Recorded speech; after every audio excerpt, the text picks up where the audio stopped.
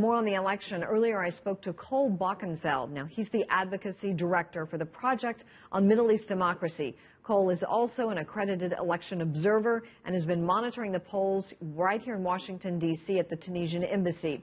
We first discussed the key importance of the presidential election.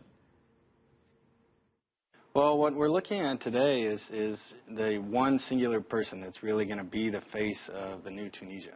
The Tunisians are looking for a strong leader that can sort of lead the country out of a lot of the political paralysis we've seen over the last few years. What is the significance of it for that region specifically? Sure. I mean, this is tremendous. I think out of the four countries that have gone through dramatic revolutions and transitions, three, Yemen, Egypt, and Libya, have largely sort of been derailed over the past few years. But Tunisia is the one place that's really showing slow and steady progress. And so if they can sort of complete this election cycle, put together a new government, that will be a huge step forward for them and for sort of the potential of these democratic transitions to succeed.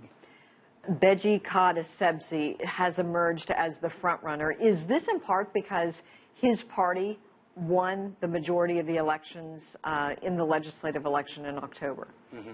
Well, I think even before then he was seen as the real front-runner, and that's partly because Ennahda didn't run a presidential candidate themselves, which would have sort of been the largest challenge to him and his party. So in the absence of a real strong opponent, he really has emerged as that strong. The Islamist Party has ruled for the last 2 years after the revolution, obviously. What kind of impact have they made up to this point?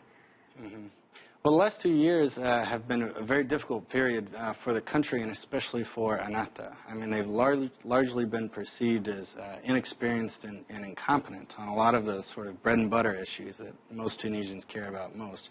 And they've really been punished in the polls recently, mostly because of that. Thank you for your time. We appreciate your insight. Thank you very much.